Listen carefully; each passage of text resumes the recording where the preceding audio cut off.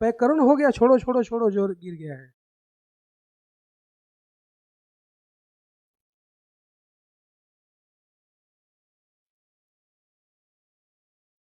कर दिए।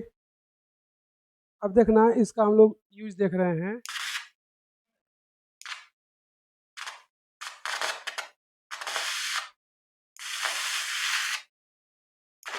देख रहे हो कैसा आग निकल रहा है। अब जब तक वो आता रहेगा तब तक चलता रहेगा ये।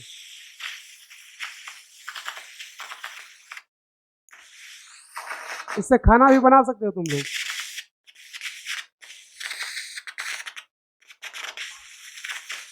आ रहा है ना।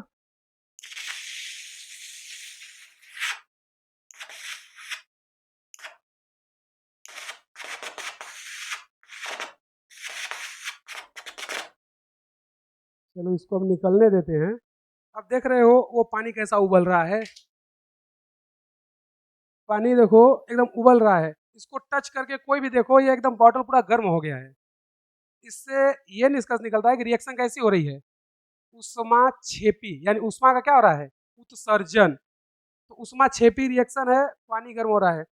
इसका कलर कैसा हो गया, श्वेत या दूधिया अवक्षेप। किसके कारण, कैल्शियम हाइड्रा ऑक्साइड बनने के कारण। जल किस लिए रहा था, क्योंकि कैल्शियम कार्बाइड बना था। तो कैल्शियम कार्बाइड बनने के कारण ये जल रहा है। अब जो बचेगा ये, तो ये जो हमें देखोगे नीचे यहाँ बॉटल पर, तो देखो ये जो है ना, बुझा हुआ चुनाव है ये। इसको कुछ टाइम तक छोड़ दोगे तो ये जो अच्छा पानी रहेगा वो ऊपर आ जाएगा और बाकी सब नीचे बैठ जाएगा। इसको थोड़ा और हिला दो और तुम्हें व्हाइट दिखने लगेगा। तो यही है कैल्शियम कार्बाइड, जिसके कारण ये जल रहा था। अगर यहाँ पे तो कम हम लोग डाले हैं, लेकिन तुम लोग इसे घर पर ट्राई मत करना। हो सकता है अगर तुम लोग ग्लास में ट्राई करो तो ग्लास वगैरह फट जाए, या कि फिर ज़्यादा मात्रा में डाल दिए तो भी दिक्कत हो सकता है, ब्लास्ट हो सकता है, क्योंकि गैस बहुत ज़्यादा निकलती है, बहुत तेज़ी से निकलती है। और ये बॉटल अभी पूरा गर्म हो चुका है। छू के देखो जी, गर्म है कि नहीं है। उधर भी छुआ दो सभी को, देख ले कि गर्म है कि नहीं। तो ये है एसिटिलीन गैस। उसको खुला ही रखना, बंद मत करना, नहीं तो फिर हाँ हाँ, ये ब्लास्ट नहीं होगा।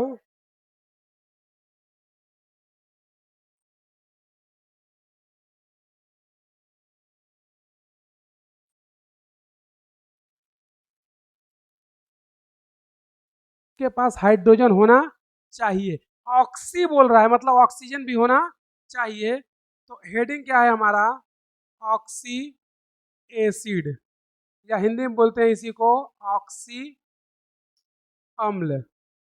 तो ऑक्सी अम्ल या ऑक्सी एसिड, इसका सामान्य सूत्र जो होता है वो होता है हाइड्रोजन होना चाहिए, साथ में अधातु होनी चाहिए, और उसके साथ साथ ऑक्सीजन होना चाहिए। ये तीनों मिलकर के किसका निर्माण करेंगे, ऑक्सी एसिड का। क्यों, क्योंकि ऑक्सी मतलब ऑक्सीजन का होना जरूरी है। अम्ल मतलब H प्लस आयन उसके पास होना चाहिए, तो हाइड्रोजन भी होगा। अधातु यानी कि अधातु जितनी भी रहती हैं उनके जो भी ऑक्साइड बनते हैं वो सब क्या होते हैं, अम्लीय। अगर यहाँ पे हम लोग धातु लगा दे तो धातु का ऑक्साइड क्या होता है, क्षारीय। तो हमें अम्ल चाहिए तो अधातु लेंगे, अगर क्षार चाहिए तो धातु। तो हमने तुम लोगों को पेरियोडिक टेबल या आवर्त सारणी में भी बताया था कि धातु का ऑक्साइड हो, हाइड्रोक्साइड हो या हाइड्राइड हो, सब क्या होते हैं, क्षारीय। और अधातु का हाइड्राइड, हाइड्रोक्साइड और ऑक्साइड सब क्या होते हैं, अम्लीय।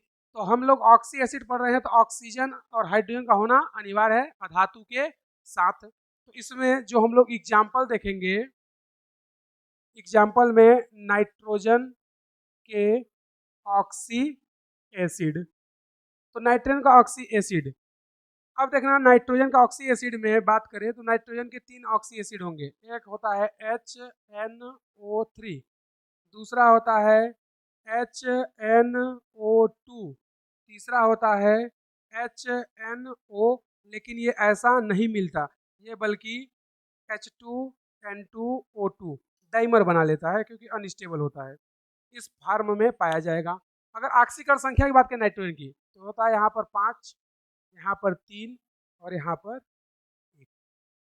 तो देखना सबसे की पॉइंट तुम्हें बता दे रहे हैं, कभी भी अगर किसी का उच्च ऑक्सीकरण अवस्था है, उच्च ऑक्सीकरण अवस्था, तो उसके नाम में इक लगाते हैं।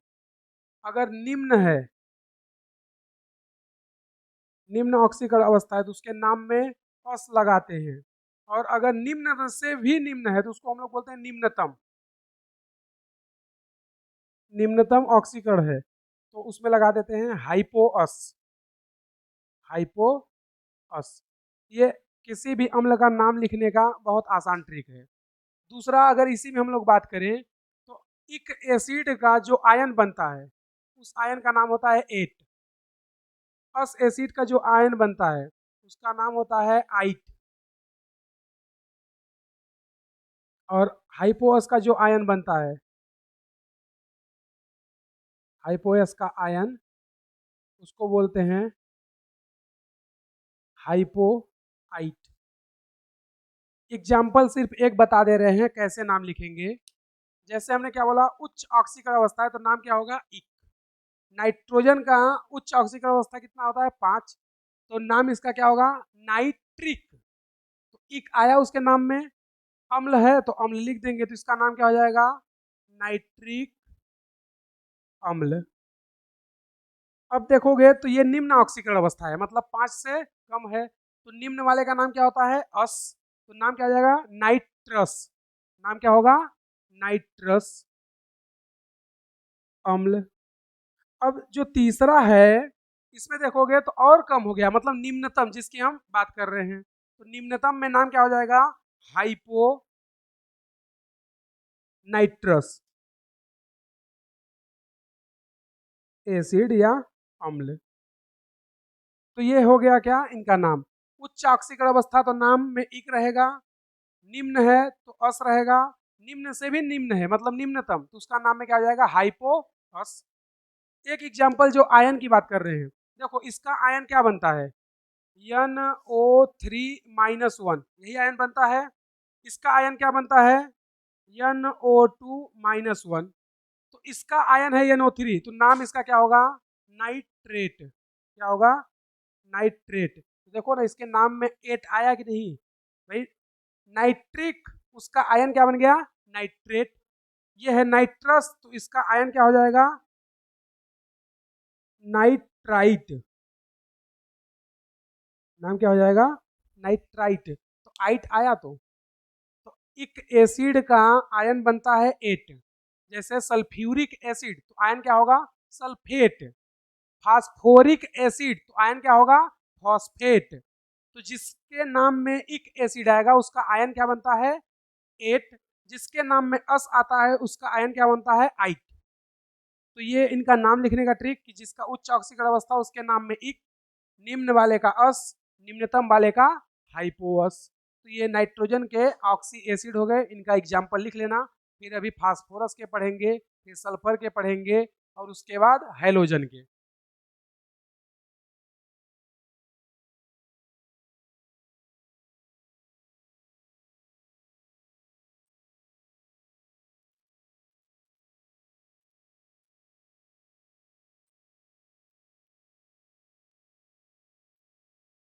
चलो इसी में थोड़ा सा और देख लेते हैं क्या।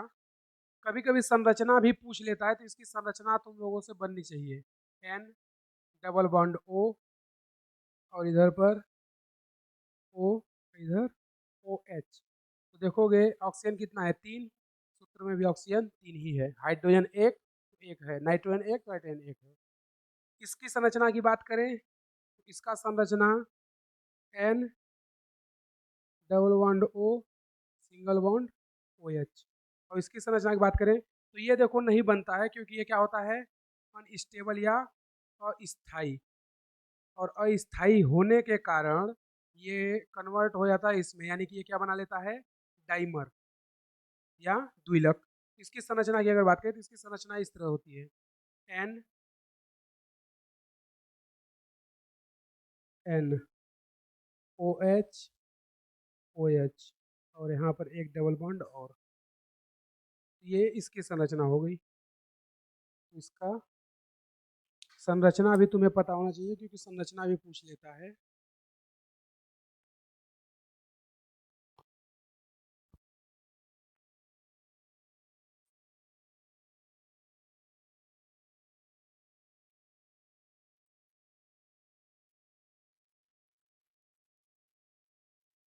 अगला है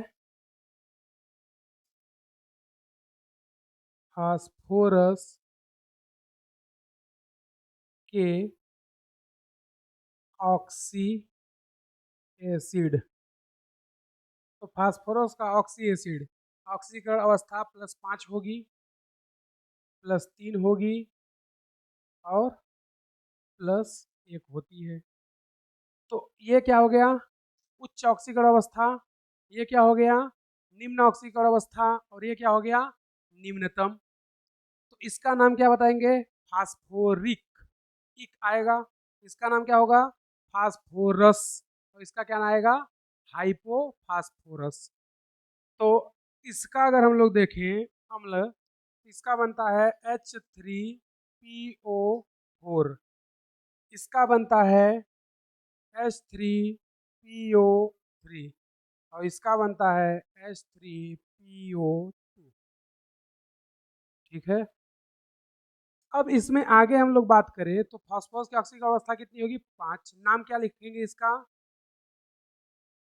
फास्फोरिक। क्या लिखेंगे, फास्फोरिक अम्ल। इसका नाम क्या होगा, फास्फोरस अम्ल। और इसका नाम क्या होगा, हाइपो फास्फोरस अम्ल। तो उच्च ऑक्सीकरण का नाम क्या है, इक। निम्न वाले का अस और निम्नतम वाले का हाइपो अस। इसके साथ साथ अगर हम लोग संरचना भी बना लें और भी कुछ चीज़ें की बात करें तो देखना, पहले संरचना बनाते हैं, फिर इसके बाद इसका जो पॉइंट है उस पर बात करेंगे। इधर हो गया OH, इधर भी OH, इधर भी OH और ये O। ठीक। अब देखोगे तो इसमें OH कितने हैं, 3, यानी कि ये 3 अपना हाइड्रोजन दान कर सकता है क्योंकि ऑक्सीजन के साथ है, तो इसके पास 3H है। जब 3H निकल जाएगा तो हाइड्रोजन क्या लेके जाएगा, प्लस। तो इसको क्या देगा, माइनस। तो इसके पास माइनस कितना आएगा, 3।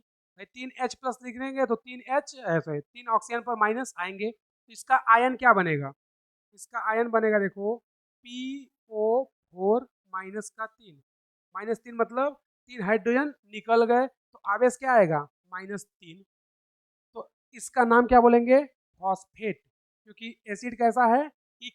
तो फास्फोरिक एसिड है तो नाम क्या होगा, फॉस्फेट आयन। इसकी क्षारकता की बात करें हम लोग, क्षारकता, इसकी क्षारकता कितनी होगी, 3, क्योंकि OH कितने हैं, 3। इसलिए इसको हम लोग क्या बोलते हैं, त्रिक्षारकी अम्ल, या इंग्लिश बोलते हैं ट्राई बेसिक एसिड, क्योंकि इसमें OH आयन कितने हैं, 1 2 3। तो 3 OH है तो इसकी क्षारकता कितनी हो गई, 3। या इसी को हम लोग बोलते हैं त्रिक्षारकी अम्ल, क्योंकि ये 3 बार H+ आयन दे सकता है। तो ये त्रिक्षारकी है, यहाँ पर लिख दे रहे हैं, त्रिक्षारकीय अम्ल। ठीक है। इसके पास चलते हैं, इसका संरचना बनाते हैं, POH OH और इधर पर डबल बॉन्ड O, 1 2 3 और एक यहाँ पर H। ठीक है। तो अब देखोगे इसको, इसके पास OH कितने हैं, 2, यानी कि ये 2 OH को दे सकता है। तो इसकी क्षारकता कितनी हो जाएगी, 2। जितना OH ये दे सकता है वही इसकी क्षारकता है। तो इसमें 2 OH हैं, यानी कि ये 2H+ दे सकता है, तो ये कैसा हो गया, द्विक्षारकीय अम्ल। कैसा हो गया, द्विक्षारकी द्विक्षारकीय अम्ल, या इसी को बोलते हैं डाइबेसिक एसिड। इसका आयन क्या बनेगा, एक H+ यहाँ से निकलेगा, एक भी H+ यहाँ से, इसका आयन क्या बन जाएगा, HPO3। 2H निकलेंगे तो आवेश कितना आएगा, -2। तो इसका आयन क्या बना, HPO3-2। नाम क्या लिखेंगे, फॉस्फाइट आयन, क्योंकि अस है ना, तो अस का नाम का आयन क्या बनता है, आइट, तो इसका नाम क्या होगा, फॉस्फाइट। इसके पास चलते हैं, इसकी संरचना, ये P, single bond OH, double bond O, और एक H इधर और एक H इधर, ठीक। तो अब ये कितना H प्लस दे सकता है, एक, तो एक H प्लस ए दे देगा, तो इसकी क्षारकता कितनी हो जाएगी, एक। तो ये कैसा हो गया, एक क्षारकीय अम्ल, एक क्षारकीय अम्ल, या इसी को बोलते हैं मोनोबेसिक एसिड। इसका आयन क्या बनेगा, एक H प्लस निकलेगा तो एक माइनस आएगा, H बचे कितने रहेंगे, दो, तो इसका आयन बनेगा H2PO2-1। नाम क्या होगा, हाइपोफास्फाइट। इसका नाम क्या था, फॉस्फाइट, तो इसका नाम क्या हो जाएगा, हाइपोफास्फाइट, और इसका नाम क्या होगा, फॉस्फेट। तो आयन का नाम क्या है इसका, फॉस्फेट। इसका नाम क्या है, फॉस्फाइट, और इसका नाम क्या होगा, हाइपोफास्फाइट।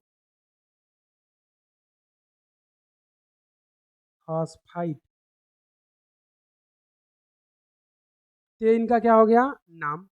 आगे अगर हम लोग इसमें बात करें, तो यहाँ पर हम लोग क्षारकता देख चुके हैं, ये सब डायरेक्टली अगर हमें ये सब संरचना ना बनाना पड़े, डायरेक्ट क्षारकता आ जाए तो और अच्छी बात है, क्योंकि संरचना हो सकता है भूल भी जाए हम लोग, इसकी संरचना क्या है, तो क्षारकता कैसे निकालेंगे, इसकी फास्फोरिक अम्लों की क्षारकता बराबर नंबर ऑफ ऑक्सीजन,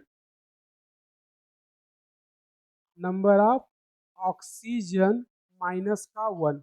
इससे क्षारकता निकाल सकते हैं, कैसे, चेक करते हैं। हमने क्या बोला, जितना ऑक्सीजन का संख्या है उसमें एक घटा दो तो आ जाएगी क्षारकता। इसमें ऑक्सीजन कितने हैं, 4, एक घटा दो कितना बचा, 3, इसकी क्षारकता कितनी है, 3। इसमें ऑक्सीजन कितने हैं, 3, एक माइनस कर दो कितना बचा, 2, इसकी क्षारकता कितनी हो गई, 2।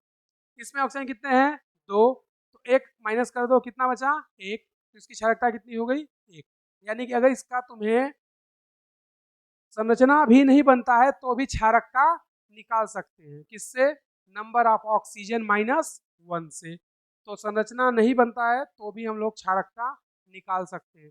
अच्छा सुनो, यहाँ पे जो डबल बॉन्ड है ना, इसको चाहें तो हम लोग हटा करके ऐसे भी बना सकते हैं, ठीक है। तो इसको डबल बॉन्ड भी कर सकते हैं या उपसहसंयोजी बंध भी बना सकते हैं, उससे कोई दिक्कत नहीं है। ये हो गया फास्फोरस के।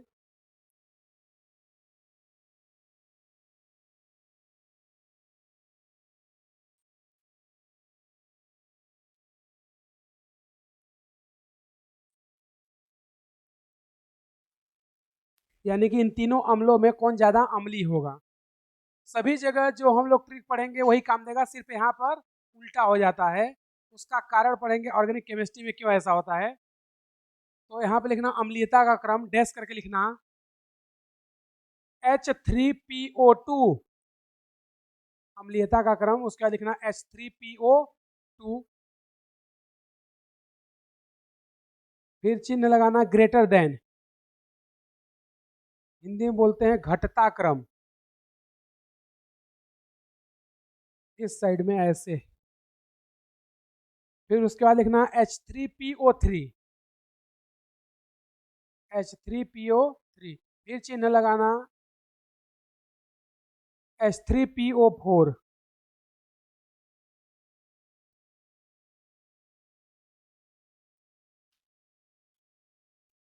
H3PO4 लिखे। तो ये क्या हो गया, इनके अम्लीयता का क्रम।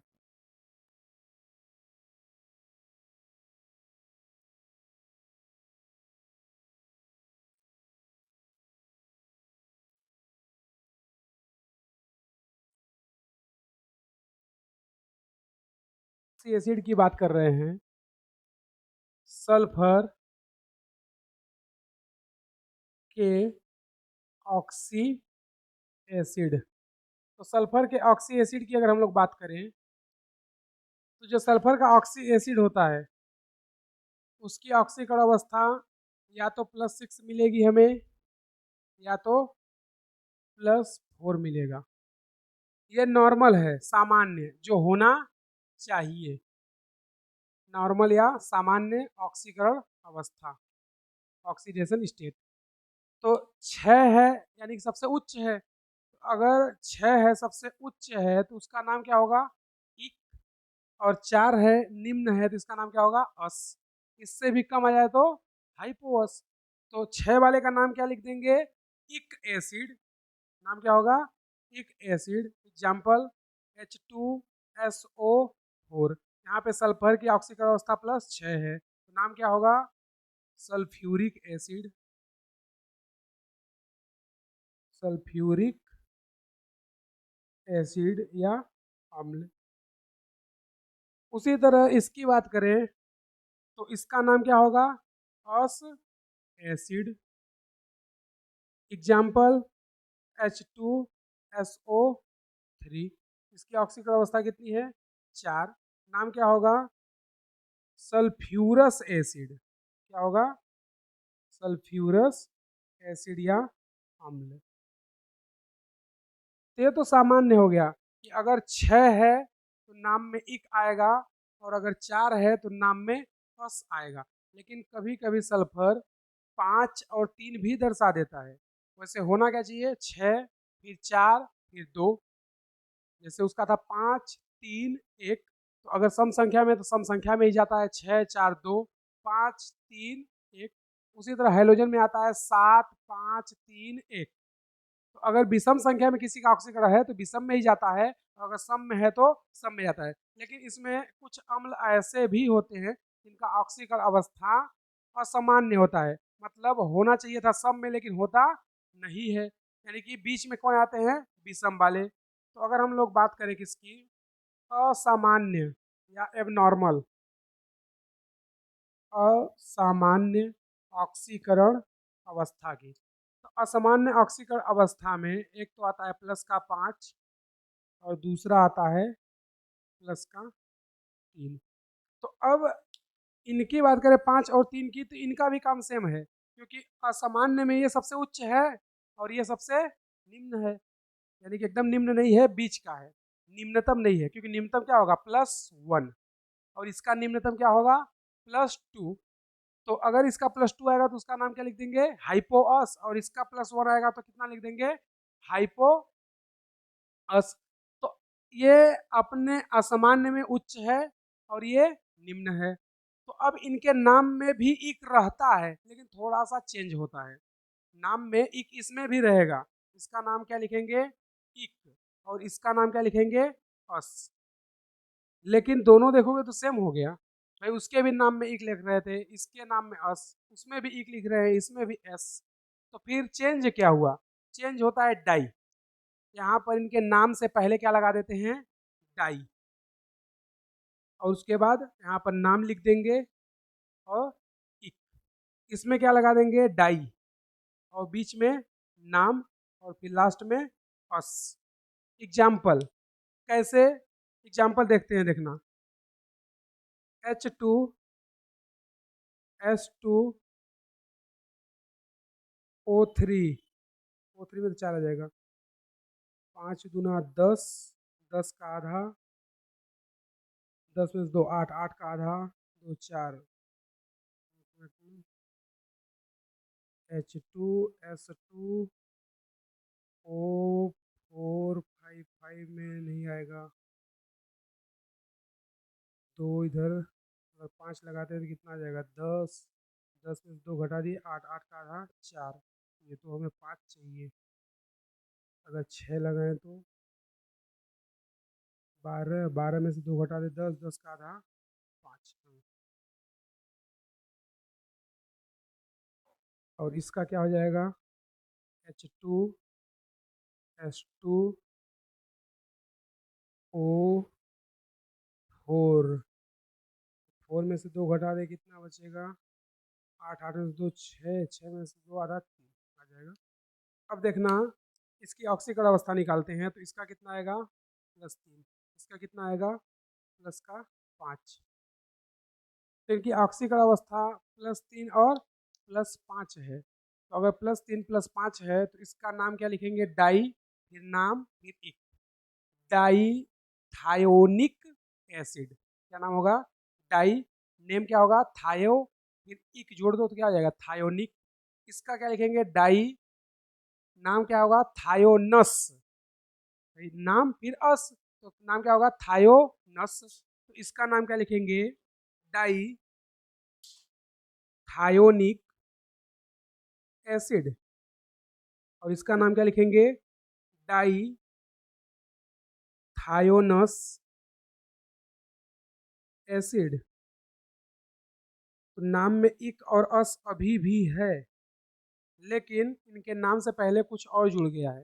पहले सल्फ्यूरिक बोलते थे और सल्फ्यूरस, अब क्या बोलेंगे डाइथायोनिक डाइथायोनस। तो ये असामान्य है, +5 और +3, इसके साथ साथ +1 भी आता है। तो एक वाले को भी देख लेंगे अभी।